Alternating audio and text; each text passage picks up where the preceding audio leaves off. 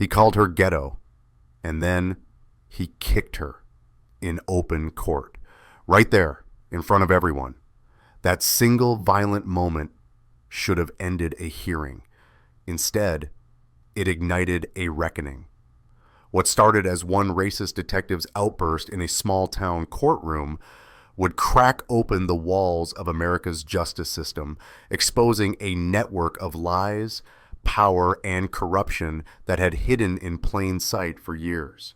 Stay with this story, because when Judge Maya Ellison stood back up, she didn't just rise for herself, she rose for every voice that had ever been silenced by a badge. And what she uncovered next changed everything. And that's where it all began.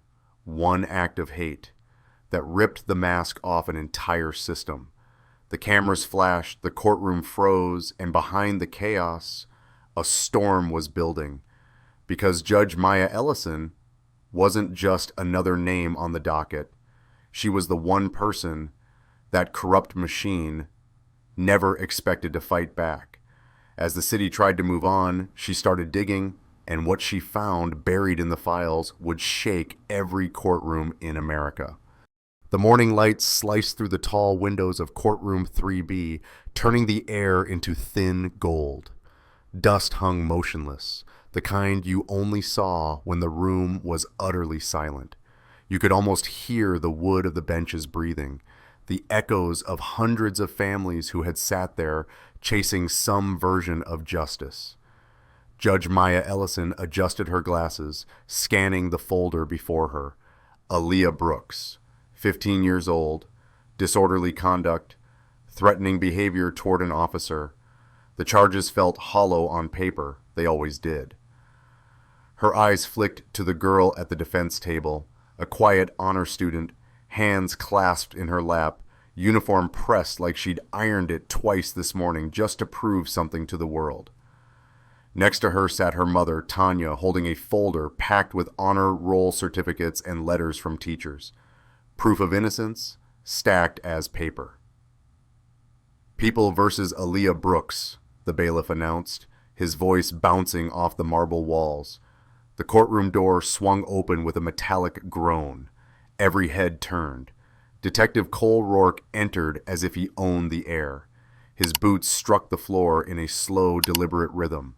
Starched blues, badge polished to mirror shine, that rigid confidence that came from years of never being questioned. Judge Ellison didn't move. "Detective Rourke," she said, tone even, "you may proceed." He gave a half smile that didn't reach his eyes. "Yes, Your Honor, I observed the suspect loitering with a group of juveniles at the Metro bus stop, known drug area. I attempted a wellness check." "A wellness check?" Ellison interrupted gently. "You mean you approached them without probable cause?" Rourke's jaw ticked. "Ma'am, we use the term community wellness now. The department prefers it." "I see," she said. "And this 15-year-old posed a threat to community wellness?" Rourke leaned back in the witness chair, lazy arrogance spreading across his posture. Her attitude did. Hostile body language, refused to avert her gaze, classic pre-aggressive cues. The courtroom murmured. Ellison folded her hands. "You arrested a child for eye contact?" Rourke smirked. "Your Honor, it's about reading escalation. We're trained to Detective," Ellison cut in. "Answer the question. Did she threaten you in any way?" He hesitated, just a second too long. Her tone was disrespectful. Jonah Pike, the overworked public defender, rolled his eyes so slightly no one but Aaliyah saw. Rourke's voice sharpened. "You know what your problem is, Judge?" His tone dripped contempt. "You people don't understand what it takes to keep streets safe." The gallery gasped, and Tanya clutched her daughter's hand. Judge Ellison stayed still, voice calm as steel. "Detective, control yourself. You're speaking to the court." Rourke's nostrils flared, his fists balled. "You don't belong on that bench. You get—" The word never finished. He moved before anyone could react. A single violent motion, his boots slamming into Judge Ellison's midsection. The sound, thud, echoed through the room. Papers flew. The judge's body folded, the breath knocked clean out of her. Gasps erupted. The bailiff lunged. Chairs scraped back. People screamed. And yet, through the chaos, Ellison's voice, low but steady. "Let the record reflect," she said, fighting for breath. "Detective Cole Rourke has assaulted this court in open session." Special Agent Dana Morales, sitting quietly in the gallery, rose and flashed her badge. "FBI, nobody releases him." Security swarmed Rourke, forcing him to the ground as he cursed and strained. His voice boomed across the courtroom, spitting every excuse in the book. "She provoked me. This whole damn court's a circus." Morales turned to the bailiff. "He's under federal observation. I want him held. No phone calls." Judge Ellison straightened slowly, pain burning behind her ribs, but her face a mask of composure. "You just made a record you'll never erase," she said quietly. Rourke laughed bitterly. "Lady, you think you can touch me? I've got the union. The DA, half the precinct behind me." Maya looked him straight in the eye. "Then let's see how many stay when they learn what else is behind you." The courtroom began to settle. Tanya whispered to Aaliyah, "Keep your head up, baby. Let the judge do her work." In the background, Rosa Delgado, Judge Ellison's court administrator, walked briskly from the clerk's desk. Her expression was grave. She held a sealed envelope marked in bold black letters, "IA copy. Do not circulate." "Your Honor," she whispered as she handed it over. Ellison took it carefully. Inside, a single photocopy, an old report, written in familiar handwriting. She knew that signature, Cole Rourke. The words chilled her. Subject appeared to retreat. Uncertain threat level at time of shooting. She had seen this phrasing before, in complaints, in rumors, in sealed case summaries about a boy named Jamal Reed, 16 years old, shot dead during a routine stop. Her eyes flicked from the page to Rourke's face. His cocky grin faltered just for a second, as if he recognized which ghost she had just exhumed. Morales noticed it too. "You know," she murmured to Rosa, "we've been watching him for months. Guess he finally gave us the missing piece." Ellison closed the folder, straightened her robe, and looked out over the stunned courtroom. "Court is adjourned until further notice," she said firmly. "Detective Rourke will remain in custody pending review by federal authorities." The bailiff led Rourke out in cuffs. He twisted his head to shout, "This isn't over." "No," Ellison said under her breath. "It's not." She stood there for a long moment after everyone had gone, the echo of his kick still pulsing through her ribs. She looked down at the report again, at the name, level moderate Jamal Reed, and understood what she'd been feeling for months, the faint smell of rot inside the system she'd sworn to uphold. Outside, the hallway buzzed with reporters, murmurs, outrage. But in the judge's chambers, the lights stayed dim. Rosa closed the door softly behind them. Ellison laid the old report on her desk and stared at the line that changed everything. Uncertain about threat level at time of shooting, her voice dropped to a whisper meant only for herself. "Uncertain," she murmured. "That's where truth hides." Rosa hesitated. "Your Honor, you think this connects to—" "Yes," Ellison interrupted gently. "It connects to everything." The judge leaned back, pain flaring in her abdomen, and pressed her hand to the spot where Rourke had kicked her. She felt something harder than bruises settle inside her. Resolve. Somewhere down the hall, the low click of Agent Morales' heels echoed away, already on the phone to someone higher up. And as the courthouse emptied, Judge Maya Ellison opened her laptop and typed one name into the search bar, Jamal Reed. When the database returned the first file, sealed, restricted, marked closed, officer cleared, she smiled without humor. "Let's see about that," she murmured. Outside, a news crew caught the image of Rourke being shoved into a cruiser, cuffed, red-faced, shouting at reporters. The city would see the footage within the hour. But by then, the story had already moved somewhere deeper, into the cracks of old evidence, into the hands of people who had been waiting for the right spark. And today, that spark had come from the sound of a single kick echoing through an American courtroom. The courthouse never really sleeps.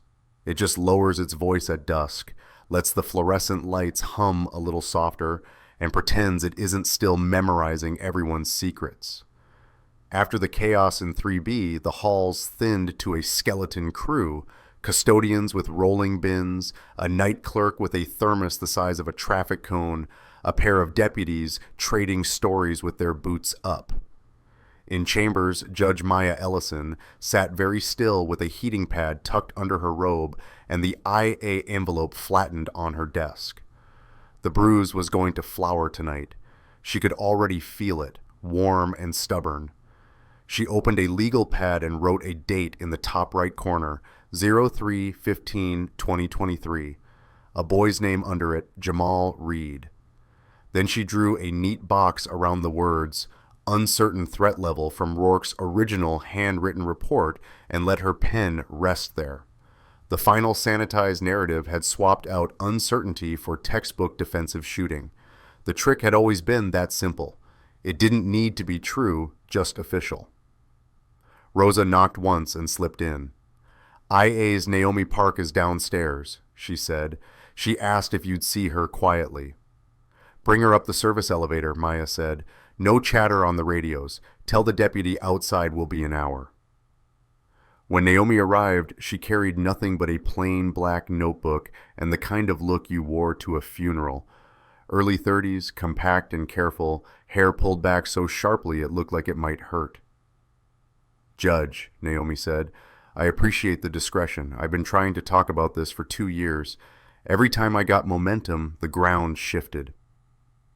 Maya gestured to the chair and slid the heating pad aside. I believe you. Tell me how it shifted. Naomi opened the black notebook and turned it so the judge could see. Tidy lines of catalog numbers, storage locations, initials. This is my breadcrumb trail. IA lockers have barcodes. Evidence moves from locker to locker with a log entry and a signature. After the Reed shooting, I logged the body cam intake and cross-referenced the radio logs. Nothing out of the ordinary on paper. Then the tape failed to ingest. The system said it never existed, but my barcode ledger says otherwise. The file was checked in. Then, 2 days later, a new entry that didn't make sense. The vendor did a patch, a security update. Suddenly, half a dozen uploads went pending and never came back out. You wrote down the catalog numbers, Maya said. Naomi tapped the notebook. Every one. They told me I was over-documenting. Then they told me to stop asking. Then they moved me to a desk in the back corner and gave me noise-canceling headphones like I was a problem student. After a while, you start thinking maybe you imagined the whole thing. You didn't, Maya said, hearing the softness in her own voice. What about the report itself? The handwriting in Rourke's original. Did IA ever log a discrepancy with the final? Naomi's mouth compressed. We tried to open a variance memo. It didn't make it out of draft. Lieutenant Vaughn called it a teaching moment and suggested language coaching instead of discipline. That memo is somewhere. Buried, Maya said. Mulched, Naomi answered, almost surprising herself. Maya flipped the photocopy around. Is this his handwriting? Naomi traced the looping R in retreating with her eyes. That's him. He writes like he's trying to pass for elegant. It's always that same R and the way he underlines his own name. Any off-site backups? Mirrors? Officially? No, unofficially. If the vendor did a cloud mirror for disaster recovery, and if someone in courthouse IT knows their naming conventions, then maybe. Rosa, Maya called gently. Is Miguel still here? He sleeps in the server room half the week. I'll bring him up. Miguel Alvarez arrived with a plastic grocery bag holding an orange and a laptop charger. Wrinkled button-down, 2-day stubble, posture of a man who'd spent a decade leaning into fans to see if they were spinning. He perked up at Naomi's notebook. "Don't get your hopes up," he said, dropping into a chair, opening his laptop. "But don't give up either. We switched vendors 16 months ago. Migration included a cloud mirror. They swear it's encrypted and unsearchable without the right keys. I swear they say that to make me feel small." "Can you pull names?" Maya asked. Miguel grinned sideways. "Names, no. Schema, maybe. Vendors are lazy with dates. Slugs that look secure, timestamps a toddler could brute force. What date?" "March 15th, 2 years ago, between 9 and 10 p.m., Naomi said. "Camera ID. Bodycam Oak Ridge East, device RK, operator Rourke, short code DRKRK. Keys began to drum. Directory. Subfolder device. Operator Slug. DRKRK. Okay. Pulling a list around that window." Silence. Then Miguel's voice, alert and dangerous. "There's a pointer, not the file. An index entry. Read 031521 down." The room went still. "Can you open it?" Maya asked. "It's not here. 404 at the primary mirror, but an index only exists if metadata wrote at ingest. The file was present at some point, which means it exists somewhere or existed long enough to be seen." "Vendor side?" Naomi said. "Or a disaster recovery node, triply redundant by design. They'll say immutable and inaccessible, which usually means expensive." Maya felt the bruise flare and ebb. "Agent Morales will need chain of custody. Can you reproduce this search, document each click, export the index, and write a sworn declaration?" Miguel blinked, then nodded. "Tonight, I'll screen record and hash the output.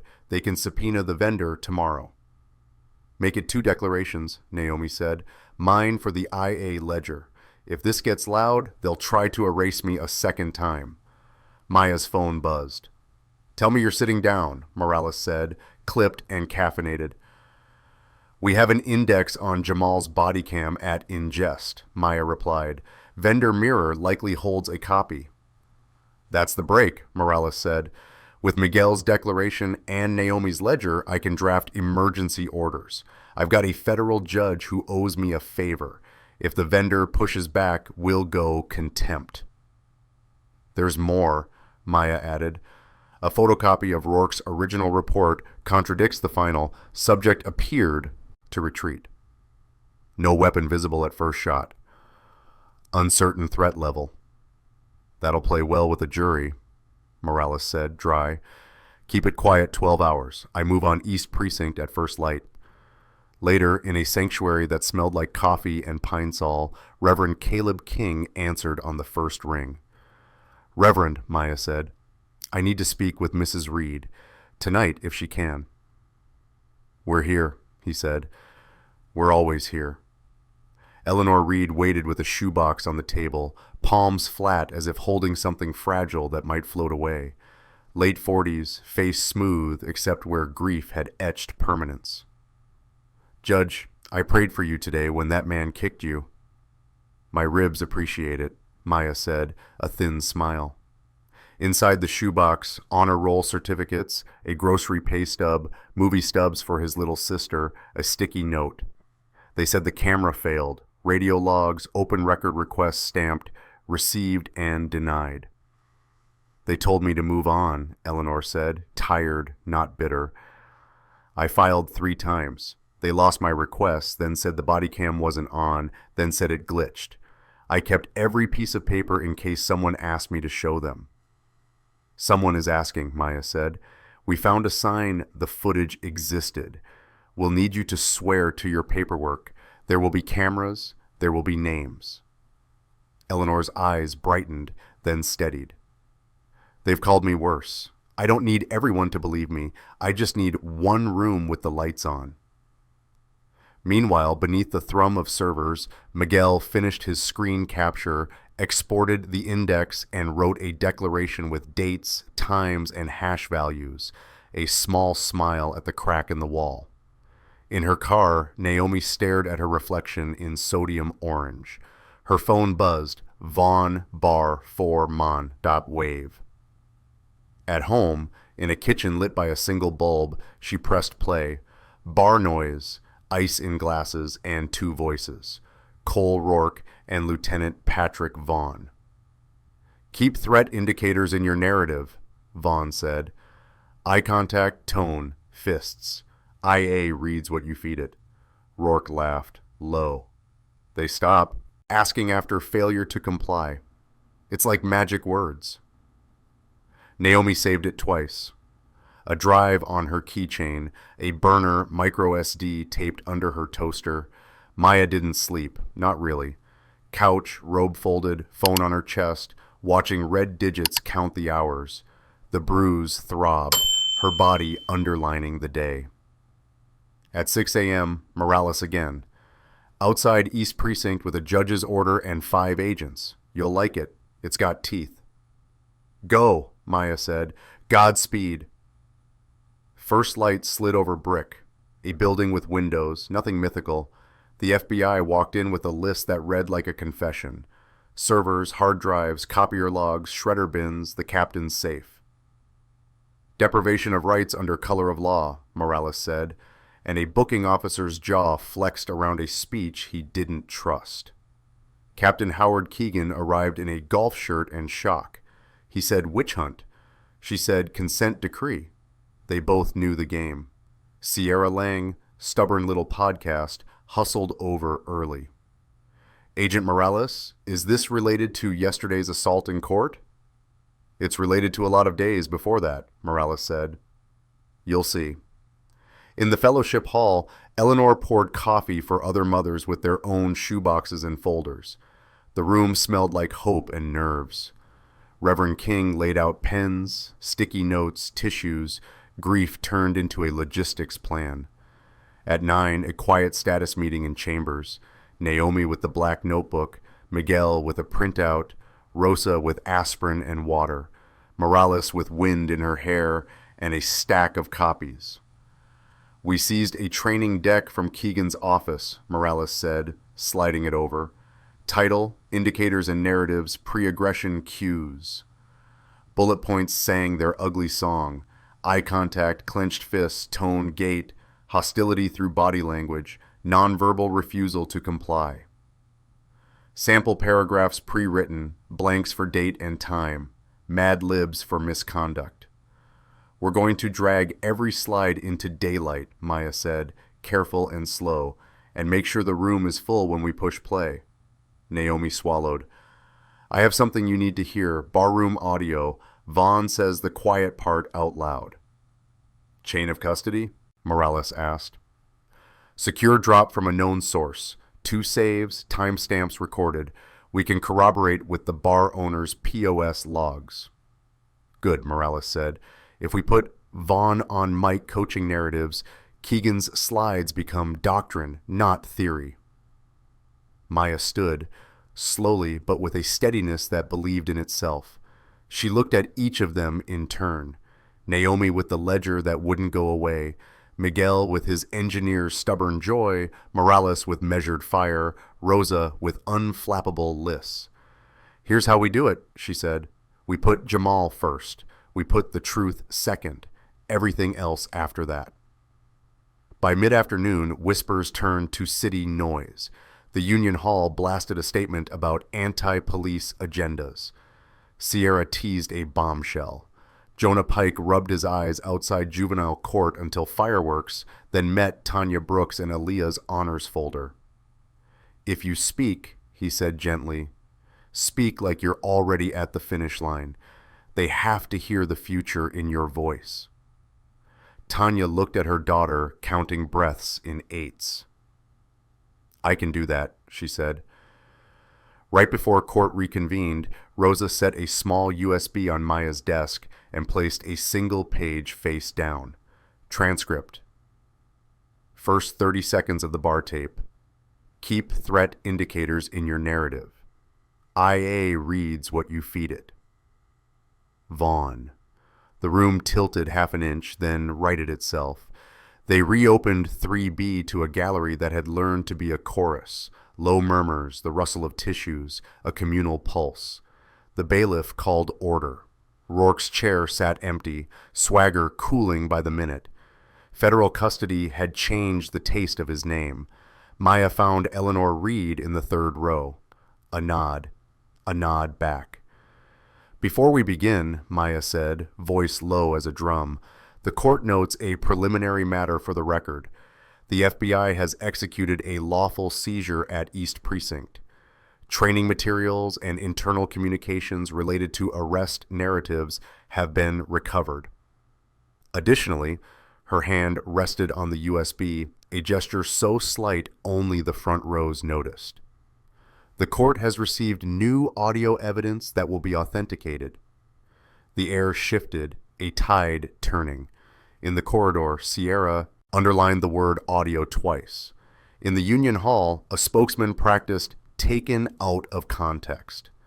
In the precinct, a sergeant stared at Keegan's slides and felt something small break in his chest. Back on the bench, Maya let time slow. We will hear from those forced to carry the words failure to comply like a weight tied to their names. We will ask whether aggressive posture is code for fear that looks like a teenager, and we will find out where the truth went when it stopped being convenient. Rosa's hands did not shake on the evidence remote. Down the hall, Miguel sent another email to the vendor with the court order. Naomi pressed the keychain drive deeper into her pocket and prayed the bar owner kept his receipts. The gavel tapped once, soft as a heartbeat. Proceed. No one noticed the docket changing quietly from Aaliyah Brooks' disorderly conduct to something longer and heavier, but they felt it in the way the air condensed. The case had grown teeth and reach and memory. The lights dimmed by a fraction. The screen at the front waited, a rectangle holding a night the city refused to look at. Every face turned toward it, ready. A buzz in Maya's pocket, an unsaved number, courage for a moment. From Naomi. Bar tape. Vaughn. Confirmed. She lifted her eyes and said, without saying it, play it. And the tape that was never supposed to be seen began to breathe. The screen blinked awake. A gray pulse turning into a date stamp that hung in the air like a dare. 03:15, 9:23 p.m. Someone in the second row whispered, please. And then no one breathed. For a heartbeat, the lens fought the darkness, shaky, chest level, picking up the rhythm of an officer's stride. Streetlights threw down crooked halos on a block of chain-link fences and parked cars. You could hear the world the way a camera hears it, the hum of distant traffic, the weak rattle of a loose street sign, the wet slap of shoes on pavement. A voice, flat and official, bled in from the mic. Subject on foot, male, 16 to 18, dark hoodie, Detective Cole Rourke said in the recording. Possible pre-aggressive cues. The camera swung around a Buick and found a skinny kid in a grocery store polo, the collar wilted from a long shift. A name tag caught the light, Jamal, so briefly that people in the gallery leaned forward like they could hold it on screen with the force of wanting. The boy's breath smoked in the cold. He turned, saw the officer, and put his hands up. Not slowly, not reluctantly, immediately. Please, sir, Jamal said, voice thin and trying to be brave. I'm just going home. I got off late. My sister's waiting. Rourke's voice overlapped the image, the way training tells you to narrate. Subject reaching toward waistband, the recording claimed. But the camera didn't lie. Jamal's hands stayed high, fingers spread, elbows locked with a kind of terrified precision. He backed against a chain-link fence and stayed there. His eyes flicked to the right, to the left, the way prey does when it doesn't want to look like prey. In courtroom 3B, chairs creaked, and a low sound moved through the room that wasn't quite a sob and wasn't quite a curse, just the voltage that runs through people when the world refuses to deny what they already know. On screen, Rourke closed the distance. His boots hissed on grit. The muzzle of the camera dipped and rose with his breath. "Comply," his recorded voice said, as if Jamal weren't already a statue of compliance. "Hands where I can see them." "They're up," Jamal said, trying to make the words steady, trying to make them worth something. "You can search me. Please don't shoot me." 3 gunshots cracked without warning. They stuttered through the speakers and cut the oxygen in the room. Jamal's body jerked, then folded in on itself, in a way that would never make sense to anyone who loved him. He hit the pavement and didn't move. The camera bobbed as Rourke approached the body. The mic, built to catch everything, caught too much. A low mutter, close enough to the lens that it felt like he'd leaned in to say it. "Stupid kid." In the gallery, a dozen people inhaled like they'd been underwater for a long time and forgot how to start breathing again. Tanya Brooks covered Aaliyah's hand with both of hers, pressing as if she could keep the world from leaking through. Jonah Pike looked down at his shoes because he had nothing else to offer his own rage except not letting it spill where it would hurt the case. Judge Maya Ellison kept her eyes on the screen until it went black. When she spoke, her voice rode low and controlled, the way you do when you're trying to keep something inside you from breaking loose. "Let the record reflect," she said, "that the court has viewed unedited body-worn camera footage recorded by Detective Cole Rourke, showing the decedent, Jamal Reed, hands raised and stationary at the time force was used. No visible weapon, no movement toward the waistband. Let the record also reflect the post-incident statement captured on the officer's microphone." A defense lawyer, not for Rourke, but for the city, stood halfway up in the back and thought about objecting. He sat down before the thought finished forming. Ellison looked to Rosa. "Exhibit the radio log," she said. The monitor replaced darkness with columns of timestamps. 21:22:14. Out of car. 21:22:40. Visual on subject. 21:23:09. No entry. No call for backup. No code indicating an armed suspect. No request for a supervisor. Just an officer who believed there would be no one to contradict him. "Your Honor," said the city lawyer, finding his feet now, "radio failures happen."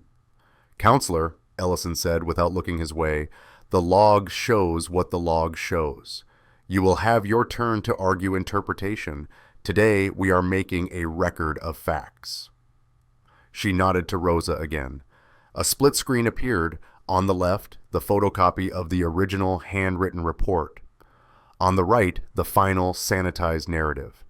You didn't have to be a lawyer to see it. In the original, subject appeared to retreat. No weapon visible at time of first shot. Uncertain about threat level. In the final, subject advanced aggressively. Reached for waistband, prompting defensive fire. Officer feared for life. Naomi Park's throat clicked once in the second row.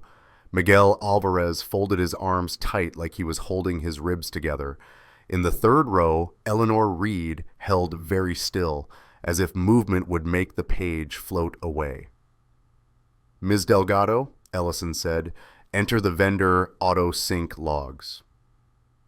A list of machine-made entries scrolled. Upload initiated at 21:29. Hash calculated. Sync complete. The word complete sat there in neutral typeface, more damning than any adjective. Miguel had highlighted the line that mattered, and the highlight glowed on the screen like a beacon. "In other words," Maya said, not hurrying any syllable, "the file existed and was successfully uploaded before it was subsequently missing." The city lawyer cleared his throat. "There may have been a corruption event."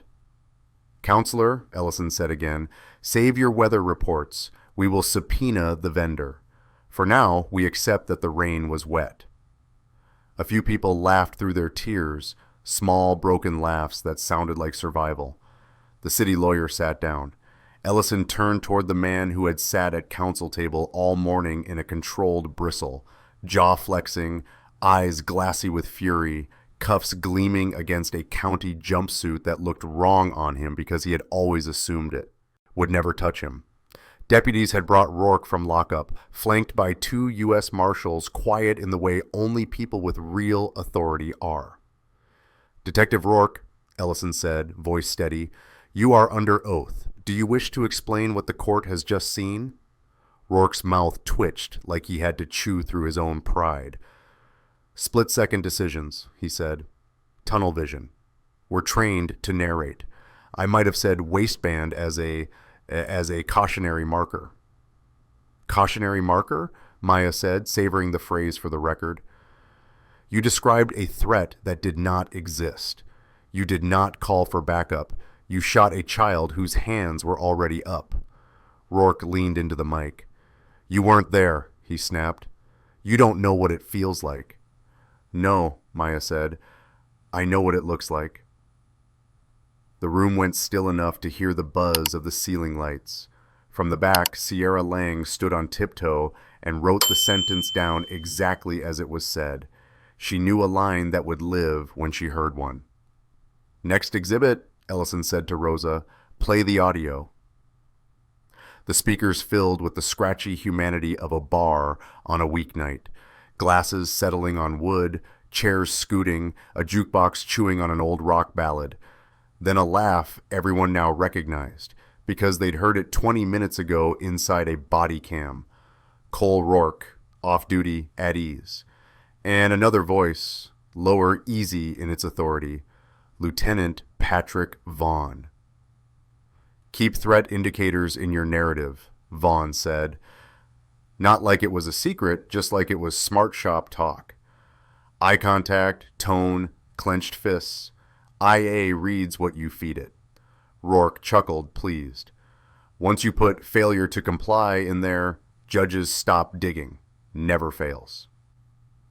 Something ugly scudded across the room, the sound of people trying not to shout in a place where shouting would cost them.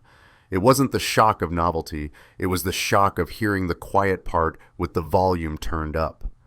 Ellison let the clip run 30 seconds longer. More clinks, more vulgar confidence, a bartender yelling, "Last call in 10," like punctuation. Then she raised a hand and Rosa paused it. "Detective," Maya said, turning back, "is that your voice on this recording?" Rourke wet his lips. "People blow off steam," he said. "Cops see things you people couldn't handle. We joke. It's how we stay sane." "Your jokes," Maya said, "sound exactly like your reports." She looked to the marshals, then to the side door where Agent Dana Morales had been standing, hands loosely clasped, eyes cold and focused. "Agent Morales," Maya said, "you had business with this court." Morales stepped forward, her badge a flash of brass and seal. "Yes, Your Honor. On behalf of the United States Department of Justice Civil Rights Division, we move to take Detective Cole Rourke into federal custody for violations of 18 U.S.C. Section 242, deprivation of rights under color of law, as well as obstruction of justice and conspiracy to falsify records." The marshals shifted almost imperceptibly, the way dogs do when they hear the word that means it's time. The city lawyer attempted a last stand. "Your Honor, we object to the timing." "Overruled," Maya said, barely turning her head. "The timing is exactly right." A marshal stepped to Rourke's side.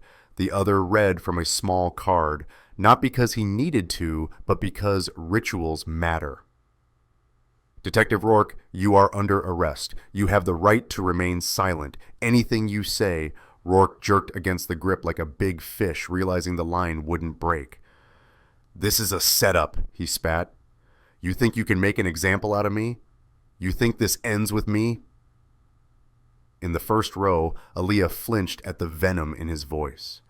In the third, Eleanor closed her eyes and let the words pass over her like cold wind. Maya didn't raise her voice. She didn't need to. "No," she said. "I think it finally starts." The marshals steered him toward the side door. He kept talking, the way people do when they've relied on their own noise for so long they don't know how to stop. "You're all going to regret this," he said, tossing the threat over his shoulder like it could grow roots. "You're opening a door you can't close." "Good," Morales said, more to herself than to him. Then more light gets in. When the door clicked shut, the court didn't exhale. It recalibrated. The temperature rose a degree. People remembered how to sit without clenching their calves. "Ms. Delgado," Maya said, "mark the bar recording as exhibit and place Vaughn on the court's immediate witness list." She turned to the city lawyer and prepared to explain in detail the department's training materials on pre-aggressive cues. "We will need the entire curriculum, not just the slide deck." He nodded because there was nothing else to do. The word curriculum landed like a subpoena. Out in the corridor, Sierra texted her producer 3 words: body cam, bar tape. Then she added a fourth, Vaughn. Context would be the full clip, not the quote. Morale would be the mothers in the church basement passing around pens. Good cops would be the ones who walked into this courtroom and didn't look away. Inside, Miguel slid a thin packet onto the clerk's desk, his sworn declaration with screenshots of the vendor index, file names circled in yellow like warning signs. Naomi set down her notebook and a 1-paragraph affidavit somehow heavier than any book. I wrote down the numbers because I knew someone would try to make them disappear.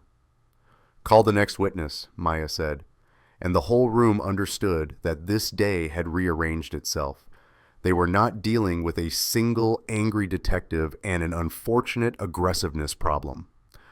They were building out the blueprint of a system that taught certain officers how to translate fear into legalese and call it a day's work. A veteran sergeant took the stand, voice shaking a little. He talked about narrative clinics where younger officers practice swapping eye contact for glare, tone for hostility, and tension for threat.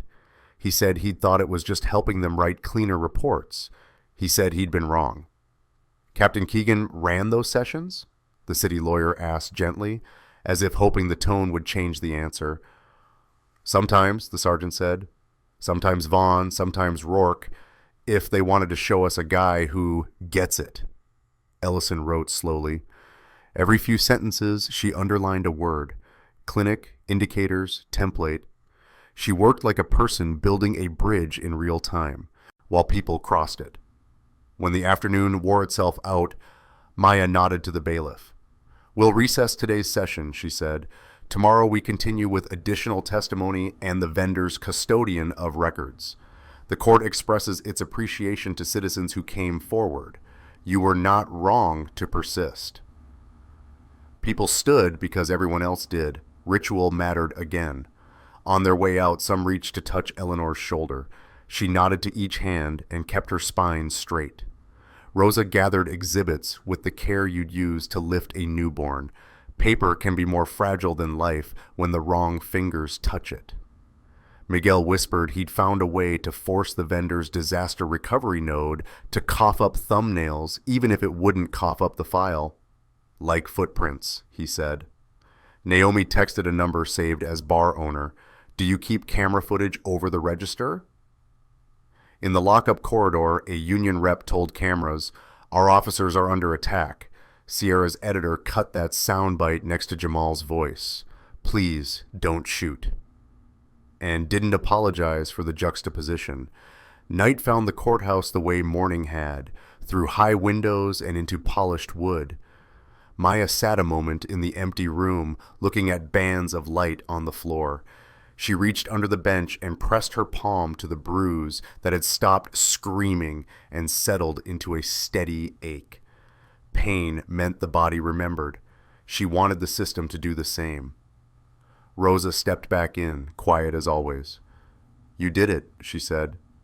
"We started it," Maya corrected softly. Tomorrow we keep going. Agent Morales asked me to tell you. They're moving on Captain Keegan's office at dawn. Subpoenas are drafted for the union emails.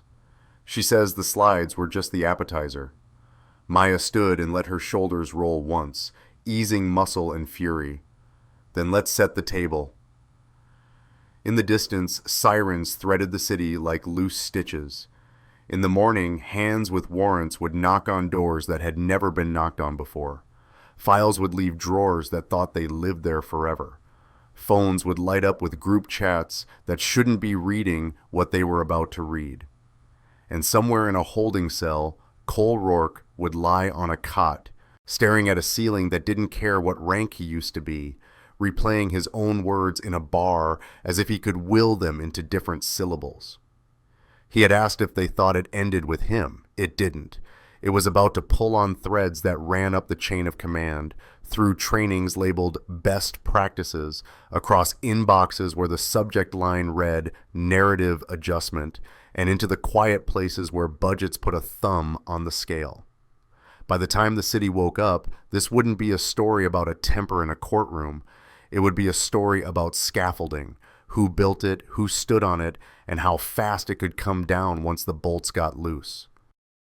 Morning didn't come all at once. It seeped in, thin and pale, and then found its courage. By the time the sun cleared the courthouse roofline, the city was already moving in two directions at once, toward work as if nothing had changed, and toward doors that were about to open for the first time in years. At East Precinct, Agent Dana Morales' team filed through the glass vestibule with rolling cases and a stack of orders so clean the paper almost squeaked. The front desk officer looked from the gold seals to Morales' face and understood, correctly, that this wasn't a courtesy call. The warrant named names and machines and closets and bins. It had teeth. It also had a clock. It said, now. They started with the server room. The precinct's IT sergeant, 3 years pretending to be an electrician around cops who treated him like a vending machine for passwords, tried to puff up about operational integrity. Morales cut him off with a nod toward her digital forensics lead. Document and disconnect, she said. Hash everything, bag the shredder bins. Down the hall, a detective in shirt sleeves and a hangover joked, without humor, "You want the coffee machine too?" An FBI tech walked past with an armful of drive sleds. "If it logs anything, yes." Captain Howard Keegan arrived 15 minutes late and 7 minutes loud, pulled from a tea time by a phone that wouldn't stop vibrating. He wore a smile that bled into annoyance as he read the caption on the first page. United States v. Unknown Users. In East Precinct. "Agent, this is a working station," he said in his golf voice. "Our city is understaffed and you're taking my people off the street." "Our city," Morales echoed, not giving him ownership of anything. "Good to know you feel responsible. We'll be as quick as the evidence allows." He went pale at the word. Evidence. The kind that grows legs and leaves. Sierra Lang's cameraman caught the moment the FBI came out with the first banker's box, the sacrament of American corruption, and stayed long enough to catch the 4th and 7th and 12th. Sierra recorded a stand-up with the precinct behind her. Today, the training slides the department sold as best practices may finally meet the daylight test. She'd slept 3 hours and looked wired enough to outpace a thunderstorm. At City Hall, DA Marjorie Blanchard stood behind microphones with hair that had clearly just met a stylist and words that had clearly just met a poll. "We will cooperate fully with federal authorities," she said. "My office respects due process." Off camera, her deputy hissed the question everyone else was thinking. Who leaked the bar tape? Blanchard didn't answer. She was looking past him toward a bright new career and toward a judge who would not flinch. Back in courtroom 3B, the morning docket had been cleared. Judge Maya Ellison sat with Rosa, Naomi, and Miguel and watched Morales slide a thin stack across the bench, freshly copied emails from East Precinct pulled from a folder hilariously and tragically labeled Narrative Clinic Materials. Miguel's jaw went sideways when he hit slide 2, Indicators and Narratives, Pre-Aggression Cues. The bullet points were the same as yesterday's, but this deck had speaker notes, eye contact, reframe as stare down or glare, clenched fists, signal of imminent violence, tonal hostility, raised voice meets statutory prong, failure to avert gaze, nonverbal refusal to comply. Notes, consistency across reports improves review outcomes. IA prefers familiar phrasing. Maya underlined prefers. Get me the author's name and whoever presented this. Keegan, Vaughn, rotating senior detectives, Morales said. Sign-in sheets were in the same folder. Your guy Rourke has 3 instructor credits. Of course he did. Templates do not teach themselves. Meanwhile, the police union called a noon presser and punched the same card. Our officers are under attack. Context matters. Sierra spliced the bite straight into her episode with Jamal's Please Don't Shoot under it. Quiet, devastating, context that mattered more than any spin. She titled it Narratives and Indicators and hit publish. Phones lit up with people who had decided to stop being quiet. The sergeant from yesterday returned with a thumb drive of roll call handouts. A rookie who quit after 6 months brought her resignation email. The training says de-escalate, the field says dominate. I won't do both. A near-retirement patrol cop slid forward a manila folder he'd kept in his locker since Jamal was killed. Printouts of body cam thumbnails, Miguel's footprints, that shouldn't exist if glitches were truth. Maya listened, wrote their names carefully, and asked one question after another that put spine in the record. She worked like a surgeon, measured twice, cut once, and Rosa kept the pace human. Naomi, 2 years, told she was paranoid, watched others describe her reality and felt something uncoil at the base of her skull. Outside for air, her phone buzzed. You think this is about one detective? You think you can RICO a precinct? Back off. She screenshotted, forwarded to Morales and to Miguel. 20 minutes later, prepaid, activated near the Union Hall. Store cameras? Naomi, on it. Courage, it turned out, was just a to-do list you decide to start. By afternoon, the boxes yielded longer lifelines. An email thread between Keegan and Vaughn read like bad dialogue. Original notes mention retreat. Revised to advanced aggressively. IA reads what you feed it. Already in progress. Get Maddox up to speed on phrasing. Media minimal. Family unlikely to pursue given juvenile record.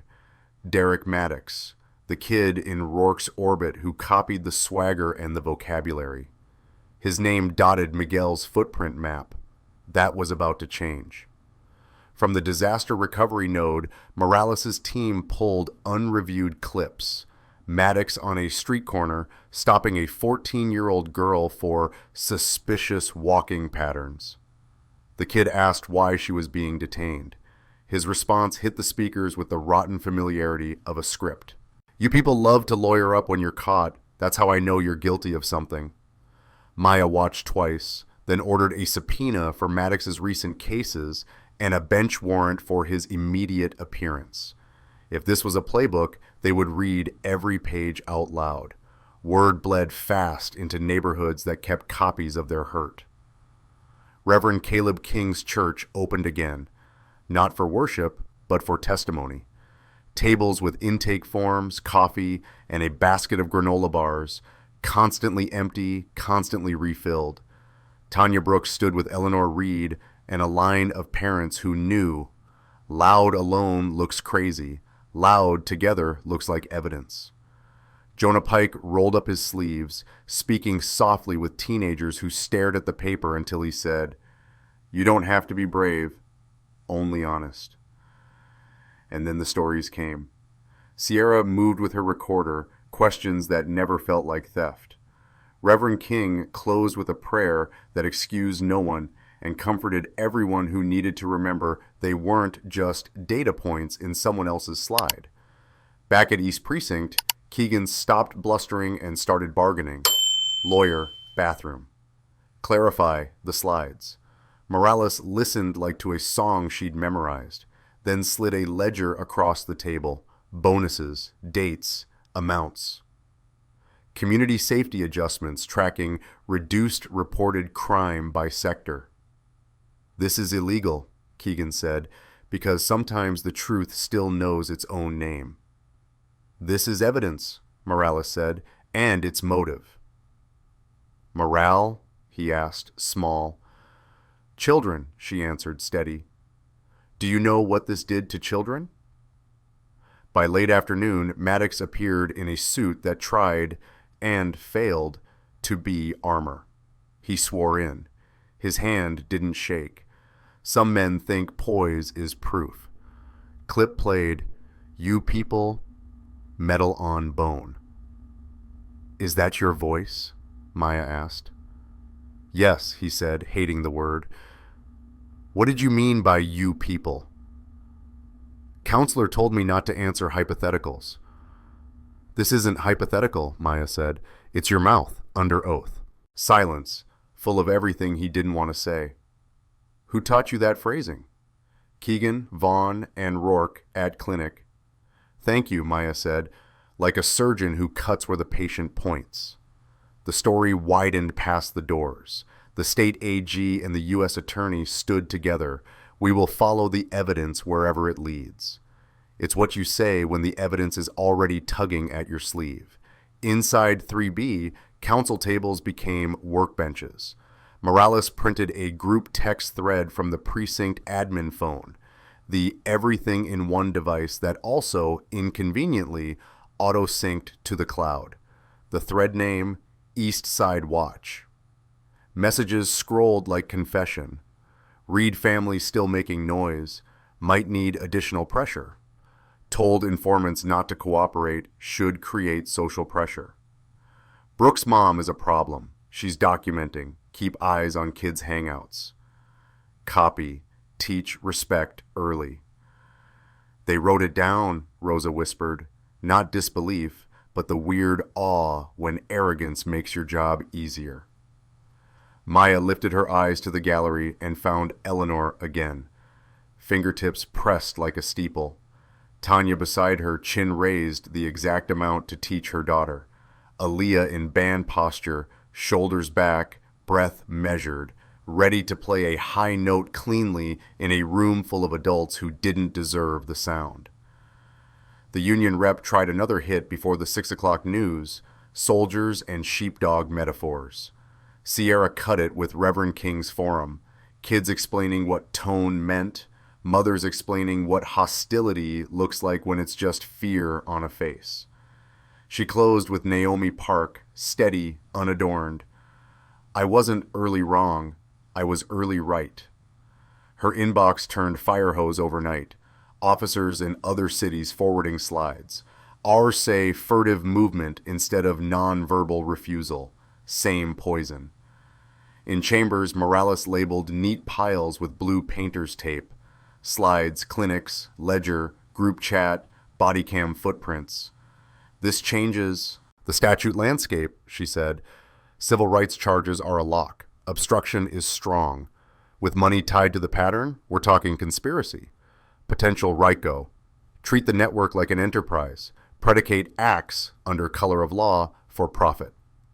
Good, Maya said. I want every nail you can hammer. Rosa slid a one-page schedule. Vendor's custodian at 9. Union email admin at 10:30. Keegan at 1. Vaughn at 3. Community session at 7. You don't have to go, she added. I do, Maya said. I'm not the story, but I'm part of the answer. On her way out, Naomi's phone buzzed. Miguel, partial trace on the prepaid near the Union Hall. Store cams with a simple subpoena. Then a cropped screen grab from East Side Watch. A message from Vaughn. Remember, teach respect is policy. Keep your narratives tight. Keegan wants numbers down before council meeting. Naomi forwarded to Morales. Morales replied with one word, Rico. That night, Reverend King's Fellowship Hall looked like a courtroom, a newsroom, and a family reunion agreed to share space. A sign read, Community Legal Triage. Tell your story, we'll write it down. A kid with a skateboard stepped up first. I got stopped for loitering outside my own building, waiting for my mom with her keys. The room didn't clap. It hummed. Certainty that this was useful finally, that it would go somewhere that wasn't a drawer. Maya stood in back and didn't take the mic. On the way out, a new corkboard by the door, index cards, neat handwriting. Each began, I was told I, and ended different, looked angry, was loud, made him nervous. Should stop looking at him like that. Title, in a church lady's careful pen, what they called it. Outside, cooler air. The low river of voices inside kept running. Systems change with the loud stuff. Warrants, arrests, cameras, and the quiet stuff. Index cards, shoeboxes, ledgers, mothers who won't put their files away. Her phone buzzed again. Morales, late, staccato. We cracked a second group thread off Keegan's phone. Screenshots incoming, pressure on families, Reed and Brooks named, store cams confirm prepaid purchase by union staffer. Tomorrow we move for enterprise charges. Sleep if you can. Sleep if you can. The city buzzed under its skin. Keegan at his kitchen table with a lawyer who said, exposure. Vaughn rehearsing context in a mirror. Maddox scrolling old messages, every emoji turned into a nail. In a cell that smelled like bleach and old sweat, Cole Rourke stared at painted cinder block and tried to count holes in the vent. Playbooks never teach you what to do when someone else starts reading them out loud. By the time the moon climbed over the courthouse roofline, the city had learned a new vocabulary: ledger, clinic, indicator, template, enterprise. It tasted like metal and relief. Underneath, the oldest word hummed steady as a baseline, truth. Morning would bring more boxes, more emails, more people willing to put their names on paper. It would bring a prosecutor who added up amounts and dates and saw a pattern in black ink. Money that moved because kids were scared into silence. When the law hears profit, it sits up. Which is why, just before midnight, Agent Morales drafted a memo to her boss. Subject line like a turning point, charging theory, color of law, enterprise, RICO. She attached the ledger, the chat, the slides, the bar tape transcript, and a photo of a training room whiteboard. Numbers down equals success, underlined twice. In the corner, a janitor had scrawled in faint pencil, almost erased, whose? The right question. By tomorrow, it would be the government's too. And outside, taped on the courthouse door beneath the latest public notice, some quiet hand had posted a photocopy of a name tag, Jamal. The lamination had a crease, the edges curled a little in the night air. But the letters stayed. They would keep staying now, no matter whose numbers needed to go down. The courthouse didn't feel like the same building anymore. It wasn't just the hum of reporters or the metal detectors working overtime. It was the sense that every hallway, every piece of paper, every echo of footsteps was carrying evidence. The air itself felt subpoenaed. Judge Maya Ellison walked through the marble corridor, her heels tapping in rhythm with something older than the case, something that sounded like justice finally catching its breath. Morning light spilled through the glass ceiling, the kind that usually made the place look holy. But this time it looked surgical. Every beam of light felt like a scalpel aimed at the rot. Agent Dana Morales waited outside chambers, a stack of folders under her arm, her face carved from caffeine and precision. "We've got it," she said, low, vibrating. "The U.S. Attorney's Office just approved RICO." Maya stopped. "Racketeering?" "Yeah," Morales said, almost smiling. We're not just talking about bad cops anymore. We're talking about a criminal enterprise under color of law, a network. Bonuses, cover-ups, fake reports, intimidation, it fits every element. We're bringing the hammer down. Inside chambers, Rosa and Naomi organized the newest wave of evidence like archivists in a war museum. Every folder, every file, every thumb drive had a code, a label, a color tab. Red, financials. Blue, internal communications. Yellow, victim testimony. Green, new witnesses. Miguel Alvarez leaned over his laptop, coffee steaming. "We found a money trail," he said. "Rourke wasn't just doing this for hate. He was doing it for cash. He and Keegan had side contracts with a private security firm, Community Safety Initiatives, kickbacks." "How much?" Naomi asked. "Over $200,000 in 5 years, Miguel said. Unreported. Paid through shell nonprofits with community policing grants. Paid to criminalize black youth, show reduced crime, qualify for more funding." Rosa shook her head. So every arrest, every bogus report was profit. "Exactly," Morales said. "Predicate acts, conspiracy, obstruction, deprivation of rights, fraud. The pattern forms an enterprise. This goes beyond misconduct. It's organized exploitation." Maya traced the printed word enterprise. "Under the same laws they used to bring down mob bosses," she murmured. "Fitting." The door opened quietly. Tanya Brooks stepped in, a worn leather binder to her chest. Exhausted. Unbreakable. "Judge Ellison, you said to bring anything that might help. I kept these." Handwritten notes from neighborhood meetings, emails to city officials, photos of patrol cars idling outside her building after complaints. "They watched us," Tanya said, eyes wet but fierce. "Headlights through my window. I called it intimidation. They called it community presence." Naomi's jaw tightened. "Matches the pressure plan from their group chat." Maya met Tanya's eyes. "Do you understand what happens if you testify?" Tanya nodded. "I do, but silence already costs too much." Outside, the city held its breath. Federal vans lined the curb at East Precinct. Reporters clustered like vultures dressed as professionals. A ticker read, "Federal investigation expands into multi-state civil rights case." Sierra Lang moved through the crowd, camera rolling. Sources confirmed the investigation now widens to at least 4 departments, 2 neighboring states. RICO, the law used against organized crime, to hold command structures accountable. This could redefine police reform in America. Inside the federal courthouse, a war room hummed. Maps, colored string, names, precincts, cash routes. Morales briefed. The enterprise had 3 goals: control statistics, suppress complaints, profit from fear. "Will they plead?" a young agent asked. Morales smirked. "They'll pretend until we show them the body cam they thought they deleted. Then they'll fold." Back at 3B, a closed-door pre-hearing. Cole Rourke, thinner, pale, in orange. The union lawyer flipped pages, avoiding his client's eyes. "Detective Rourke," Maya said, level.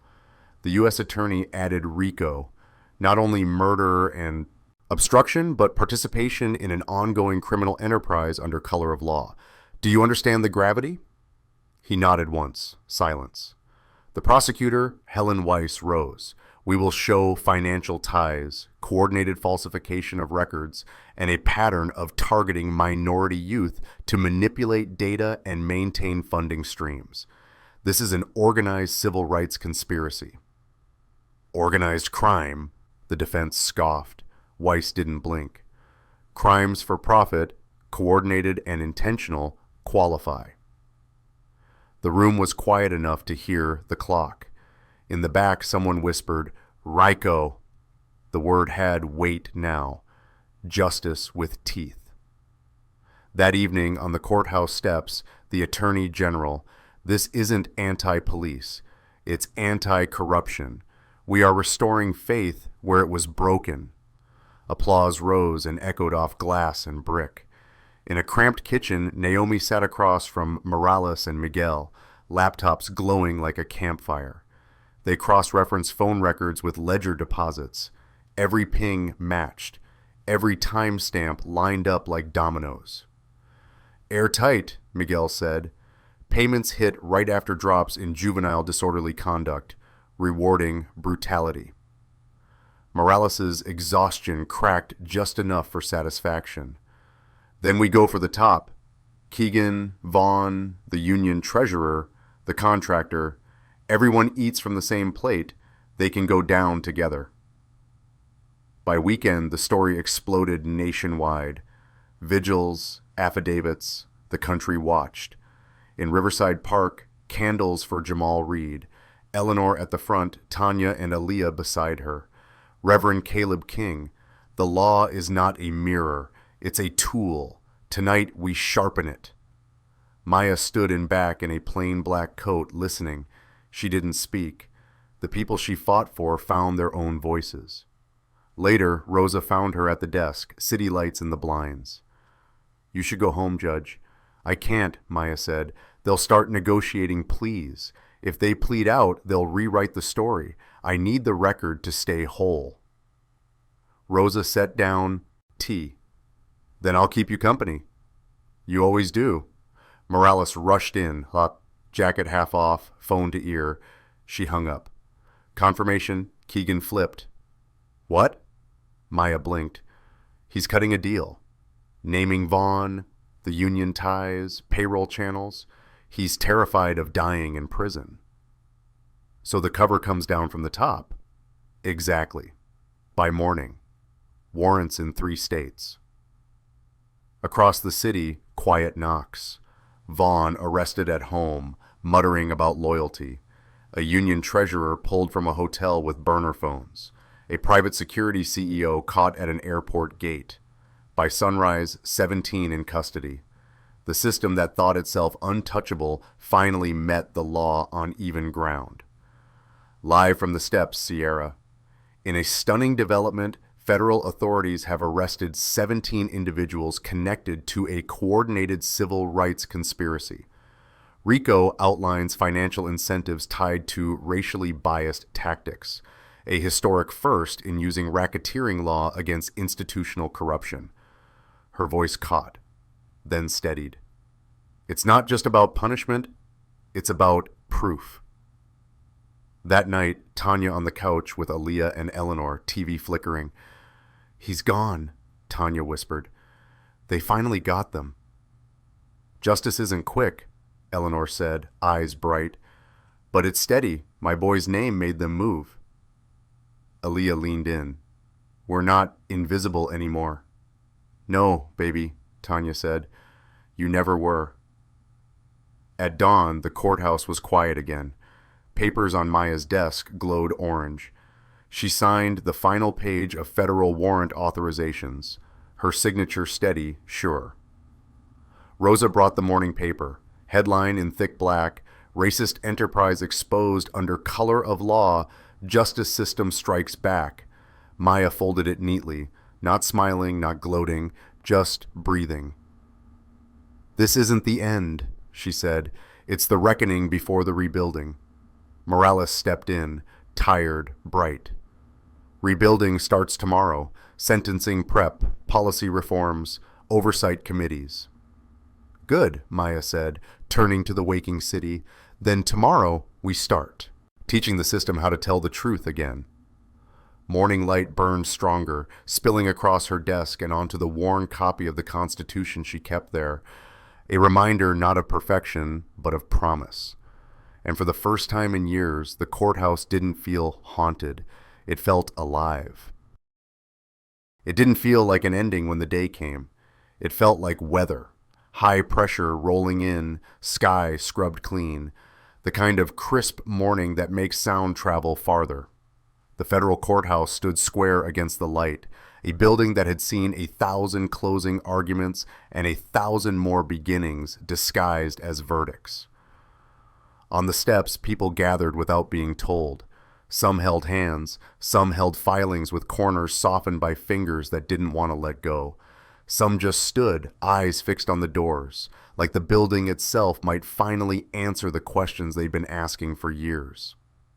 Inside, the hallway echoed with the shuffle of cuffs, the soft clack of heels, and the low murmur of that special courtroom whisper people use when they're afraid their voice might tip the scales. Rosa had set the docket with the care of a jeweler, Rourke at 9, Keegan at 11, Vaughn at 2, Maddox, flipped, reserved for late afternoon. Ancillary pleas between, names that wouldn't make the news, but whose paperwork would stitch the narrative shut. Judge Maya Ellison took the bench not like a victor, but like a custodian, robe pressed, eyes a little red at the edges.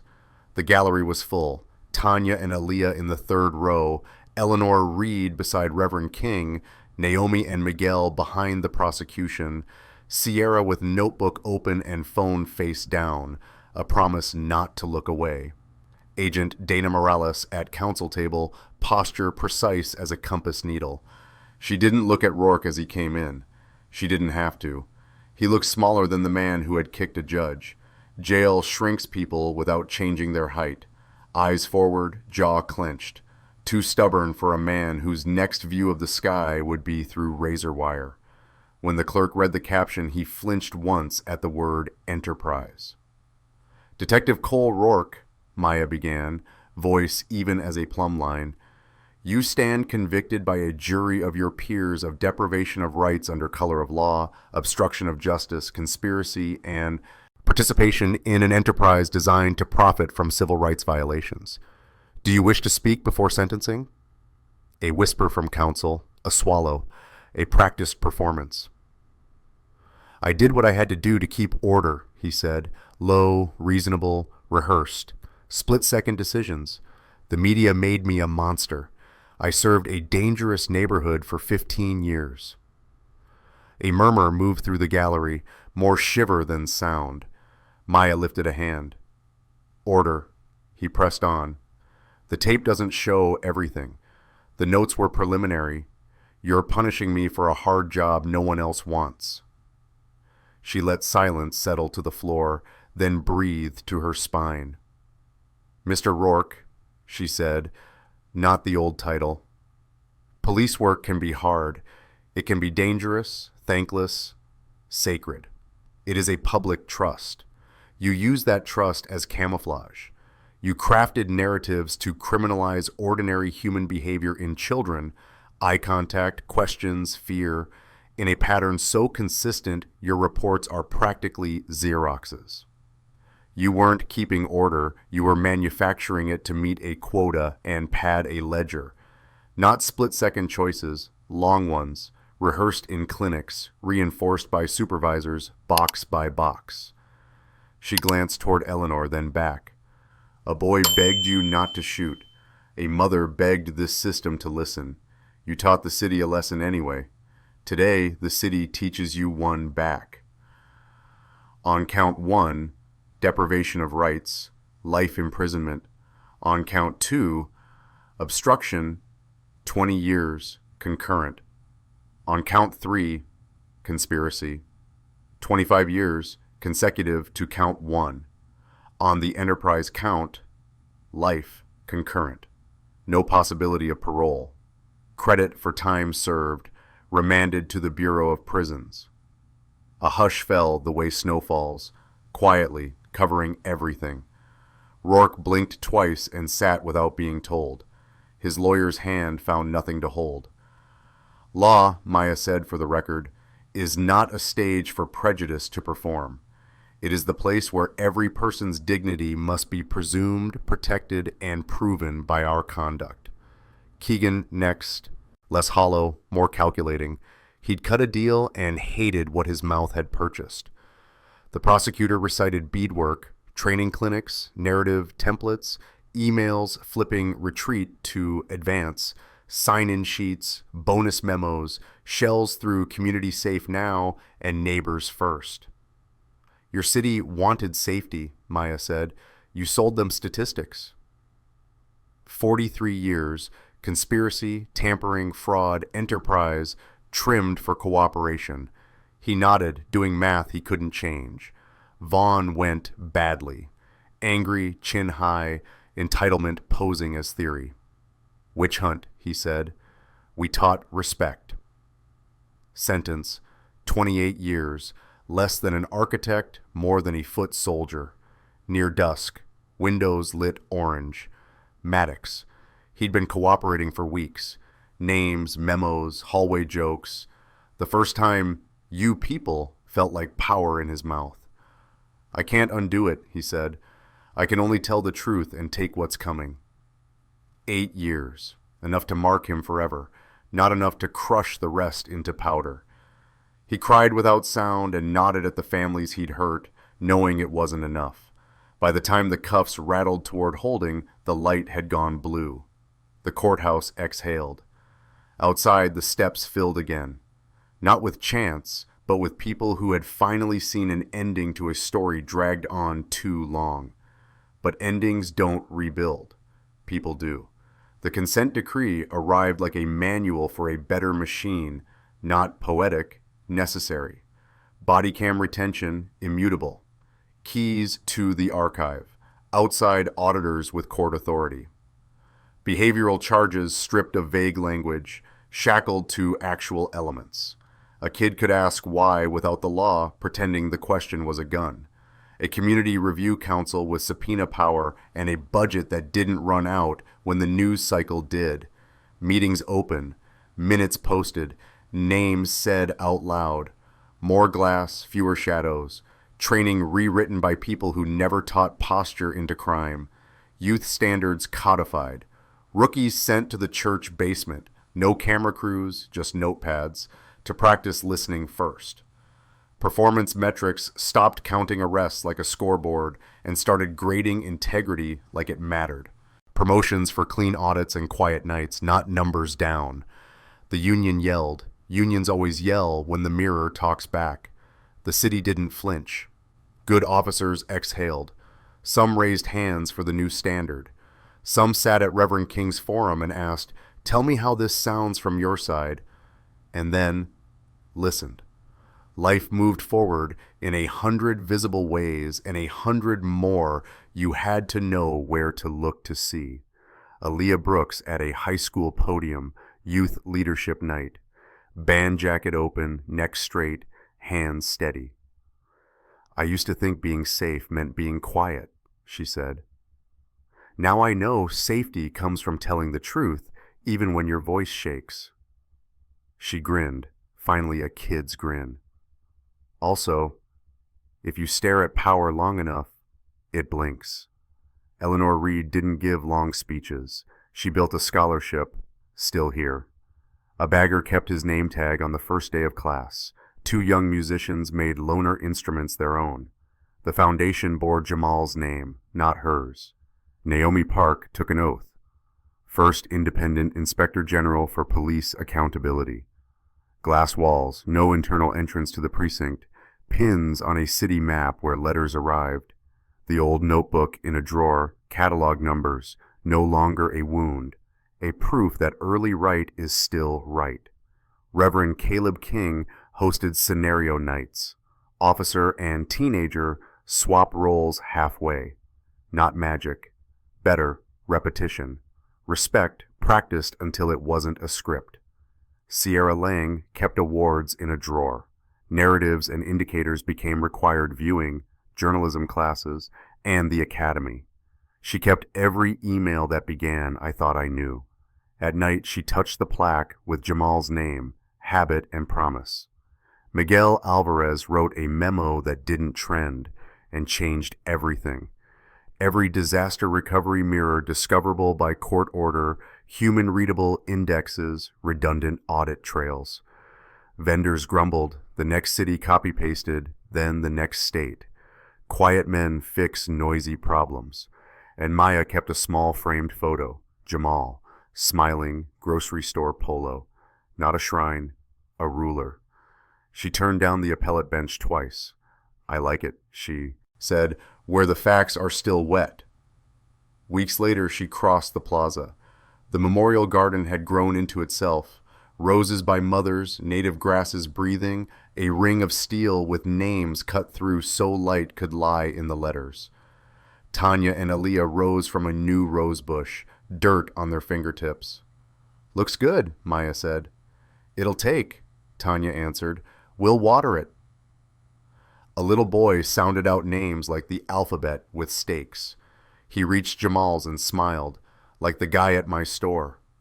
"Exactly like," his mother whispered. Morales joined with 2 coffees. "You didn't just hold court," she said. "You held the line." "We all did," Maya said, tipping her chin to the steel names. "They did, or we wouldn't have had the chance." "Off the record," Morales added, a human smile at last. "This one felt like the law remembering why it was invented." Sometimes memory is policy with a spine. Evening made the garden golden. The city moved around it, buses sighing, bikes whispering, shoes telling 1,000 small stories. Aaliyah passed with a clarinet case, late for practice, grinning. She waved. Maya lifted a hand back. The files inside, fewer than last month, more than next, waited. A bronze plaque caught the light, bright as if backlit. Justice delayed is not justice denied when good people refuse to be silent. Shadows of cut steel names lay long and legible across the walkway. Small sounds rose, sarpers, a laugh over homework, the soft crackle of a candle wick catching, the quiet scrape of a trowel in dirt. Not victory sounds, living ones. Back inside, courtroom 3B looked ordinary again. Wood benches, flags, a seal that had seen too much and not enough. A curfew case that was really grief. A landlord dispute that was a misunderstanding plus overdue utilities. A motion to dismiss that read like a sigh. Precision is a habit. Dignity too. On the bulletin board, community consent decree forum. Ask questions, get answers. In small type, Miguel's email for tech access. In ink along the margin, will they listen? Under it, another hand, they have to now. As lights dimmed and custodians began their quiet work, the courthouse didn't feel triumphant. It felt ready. Tomorrow would bring stubborn problems in plain clothes. Tomorrow would bring the temptation to forget. Tonight, the lesson had weight. Names, dates, a paper trail, so well kept it could outlast outrage. Cole Rourke would end his days in a concrete box. Keegan would grow old counting holiday meals on plastic trays. Vaughn would carve marks into time and call them penance. Maddox would carry a sentence and maybe take it apart with work that didn't come with a badge. And the city? It would practice seeing, practice hearing, practice counting the right things.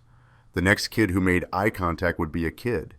The next mother with a binder would find a desk that opened. The next judge who got called a name would have a room that knew better, and a tape that didn't disappear. Some victories are loud, some are statutes and memos and procedures that hold, boring in the ways that save lives. Some are a rosebush catching root. Some are a clarinet case swinging down a sidewalk. Before she left, Maya wrote one more line, the same sentence she wrote after Jamal's tape stopped and the room forgot how to breathe. Tell the truth out loud and build the box that can hold it. She clicked her pen, stood, and touched the frame behind her a second longer than necessary. On the way out, she passed the plaque and almost smiled. Dignity never goes out of style. When a city prefers it, budgets for it, insists on it in the quiet hours. That looks an awful lot like justice. The courthouse lights went low, the garden glowed faintly. Somewhere a band director counted off, and a room full of kids blew the first note of a song that sounded like mourning. In the end, justice didn't come from anger, it came from courage. Judge Maya Ellison, Aaliyah Brooks, and every mother who refused silence proved that one moment of truth can break decades of lies. If this story moved you, share it. Let someone else see that change isn't born from power. It's born from people who stand back up when the world tries to knock them down. Thank you for watching, for feeling, for believing that justice still matters. Stay with us. More stories are coming because truth always finds a voice.